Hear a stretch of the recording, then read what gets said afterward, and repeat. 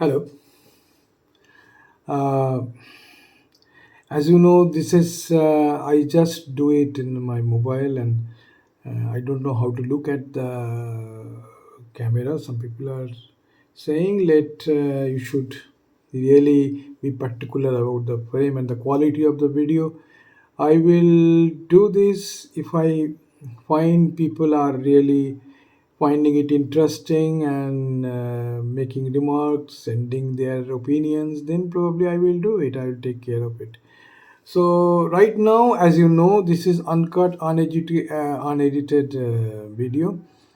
I In my last video on legislative theater, I explained how legislative theater can um, become something like a combination of acting and activism, theater on stage and off stage. Uh, there are plays that can very specifically deal with some particular demand, some particular act. So, and they can be also treated as probably legislative theater. That's what I feel today.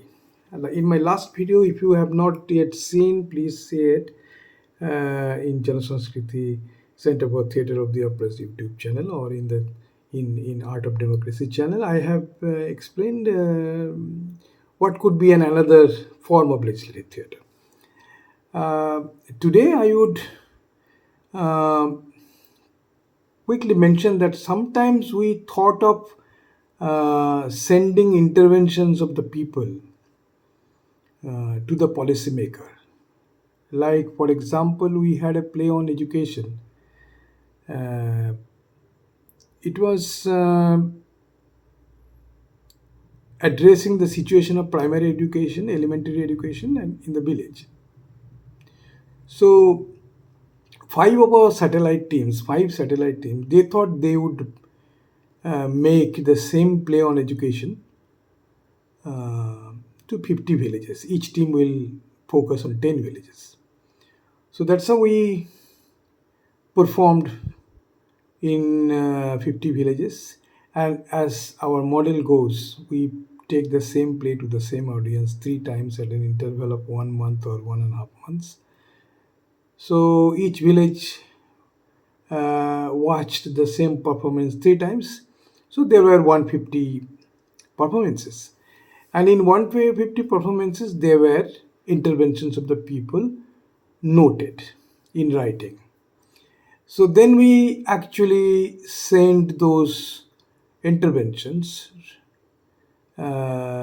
Someone from us who wrote in each of our team has a writer. Now there is mobile, so writer's role is not so important, but still we write the intervention of the people, spectators, and then after the performance, all the actors they sign after the interventions are written. So nobody can challenge our authenticity, and those are documented. We keep the records. So similarly, on our play on education, it we had 150 performances in 50 villages. So then those 150 performances, the interventions collected from those performances, were sent to some policymakers who can influence the education policy. So we gave them the ground level picture and the perception of the people, and what people think should be done by the government to have a solid education policy at the primary level. So this was sent. These interventions were sent to the policymakers, and that's how we actually wanted to wanted to ensure the participation of the people on the question of education. That is also a form of legislative theatre. Then the currently what we are doing is, it has a genesis. For example, when COVID started, we could not sit quiet at our center or our home watching our spectators are suffering from media panic and from true disaster. So naturally, since our spectators are, we are quite closely related to our spectators. The village we went before 37 years the villages are still part of our area of operation. So you can see there are many villages where you can see three generation watching our play, grandfather, son, and their grandchilds.